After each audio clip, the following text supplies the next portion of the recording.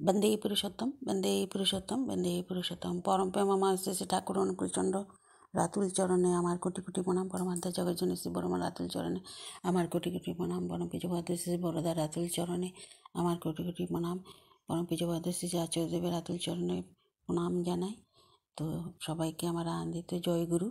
এখানে পরম পূজ্যপাদ আচার্যদেব সৎসঙ্গ শিউরি 18/8/2019 বলছিলেন যে কতজনে বলে না যে ইষ্টিবৃত্তি আবার কেন করতে হয়, ধর্মের নামে কেন পয়সা দরকার, আবার কিসের এরকম এরকম কথা বলে। তো ধর্মের নামে কেন দরকার লাগে পয়সা দিতে।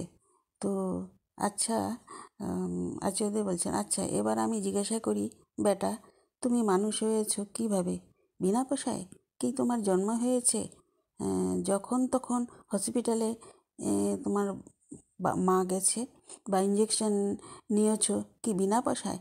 পড়াশোনা করেছো কি বিনা পয়সায়? তাহলে বাবা মায়ের স্নেহবন্ধনের মধ্যে পয়সা এলো কি করে?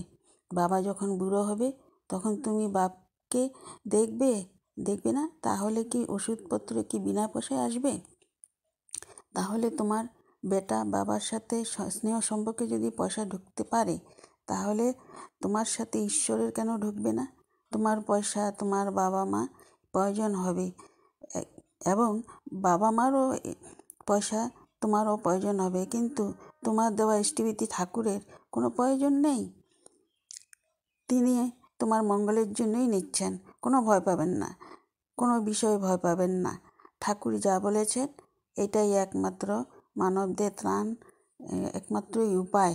এই আচার্যদেব এইটাই শিউরি সৎসঙ্গ বিহারে বলছিলেন।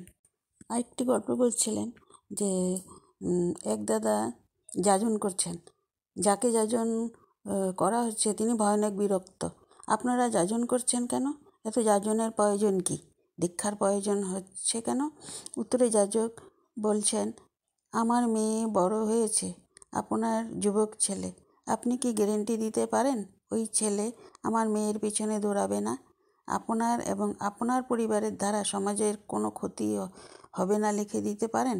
যখন কোনো গ্যারেন্টি দিতে পারছেন না, তাহলে আমি বারবার যাজন করে যাব?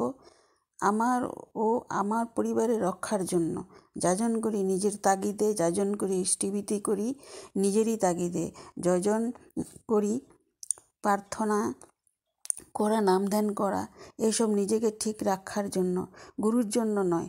এগুলো করলে নিজেই সুস্থ স্বাস্থ্য আনন্দিত থাকা যায়। তো নাম ধ্যানের মহিমার কথা উঠালে তিনি বললেন, শান্তিকর একজন দাদার সবসময় কান থেকে পুঁজি নির্গত হতো। তো নাটমণ্ডপে পরম পূজ্যপাদ শ্রী শ্রী বরদা বসেছিলেন।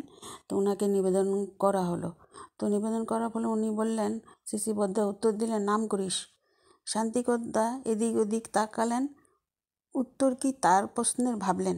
শ্রী বরদার সম্মুখে যখন শ্যামসুন্দর করদা, কৃপা সিন্ধুদা বসতেন, তারা দুই ভাই ইষ্টপ্রসঙ্গ সংকলন করতেন।